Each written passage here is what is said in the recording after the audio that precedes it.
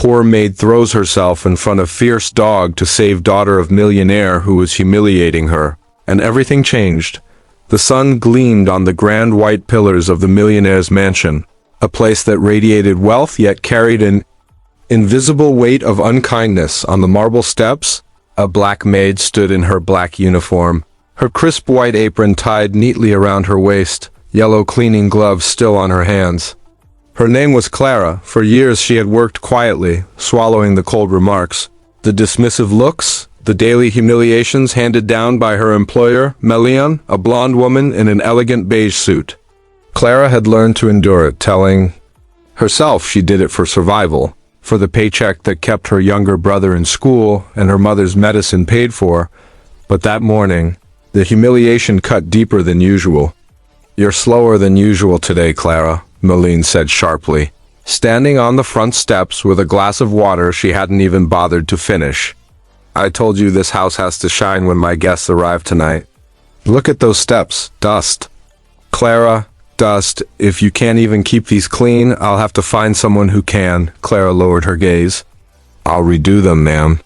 "Of course you will," Millionaire snapped, turning away. Behind her, her 6-year-old daughter Emily, in a pink princess gown with puffed sleeves and a little crown on her blonde hair, twirled with innocent delight.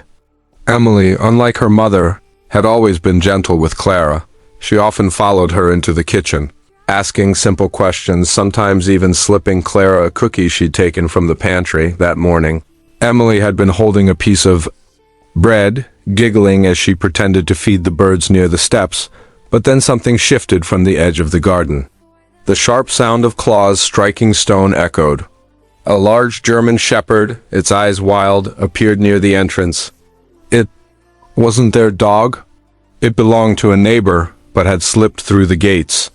Its ears stood high, its teeth bared, a low growl vibrating from deep in its chest. Emily froze, the bread still in her hand. The dog locked eyes on her, inching closer. Millionaire gasped, her glass falling and shattering. She pressed her hands too. Her head, panic written across her face. "Emily!" She screamed, but she didn't move forward. Her fear rooted her to the ground. Clara didn't hesitate. She dropped the bucket she carried, water spilling across the marble. With her yellow-gloved hands outstretched, she darted forward, placing herself between the snarling dog and the little girl. Her heart pounded as the animal's barks grew louder, teeth flashing just inches away. "Stay behind me, Emily," Clara said. Her voice firm yet trembling. Emily's blue eyes widened. But she did as she was told, clutching her small hand to her chest. The dog lunged, its sharp jaws snapping. Clara threw out her arms wider, shielding the girl completely. The sound of the growl vibrated through her bones. She had never felt such fear, but she didn't back away. She couldn't. Millionaire's scream rang. Again, "Clara, don't, just move." But Clara refused to move. For the first time in years, humiliation no longer mattered. Her instincts took over. She was no longer a maid standing in the shadow of cruelty. She was a human being protecting another life. And in that moment, everything inside her shifted. The girl behind her clutched her dress tighter, whispering, "Clara, don't let it hurt me." Clara's eyes locked on the dog's. "It won't, baby." "Not while I'm here," the growl deepened. The dog's head lunged closer, its teeth gleaming. Clara braced herself. "Easy, easy," Clara whispered, her tone steady, almost soothing despite the terror that clawed at her chest. She had no training for this. She was a maid, not a guard. But at that moment, instinct stronger than fear rooted her to the ground. Emily pressed her face against Clara's apron, clutching the fabric with trembling fingers. "Don't leave me," the child whimpered. "I won't," Clara said firm. "I promise." Behind them, Millionaire's scream tore through the air again. She had dropped to her knees. On the marble steps, hands clutching her blonde hair. She couldn't move forward, couldn't protect her own daughter. Fear held her like chains. And as she watched the black maid, the woman she had humiliated so many times, stand tall against danger, something inside her cracked. The dog's growl escalated. But Clara didn't flinch. Slowly, carefully, she lowered one hand toward the ground. She remembered something her grandmother once said about animals, that they could sense intent. She kept her voice low, murmuring to the dog as though speaking to a frightened child. "You don't want to hurt her. You're just scared, aren't you? It's okay." It's okay. The German shepherd snarled, teeth bared, but for a split second, its eyes flickered with hesitation. Clara didn't waste it. She stepped forward just slightly, hands still outstretched. Her whole body screamed at her to run, but she held steady. Then, miraculously, the dog stopped lunging, its ears twitched, and it gave a final bark before backing away, still growling but no longer advancing. Within seconds, the neighbor rushed through the gate, calling frantically, leash in hand. "Max, Max, heel!" The dog finally turned, retreating toward its owner. Clara exhaled sharply, her knees almost buckling with relief. Emily clung tighter, tears streaming down her cheeks. "It's over," Clara whispered, stroking the girl's golden hair. "You're safe now." Meline scrambled forward at last, pulling Emily into her arms. Her hand shook as she checked her daughter's face, her arms every inch for injury. Emily sniffled, still clutching Clara's apron with one small hand. "Mommy," she said softly. "Clara saved me." The words pierced through the chaos like a blade.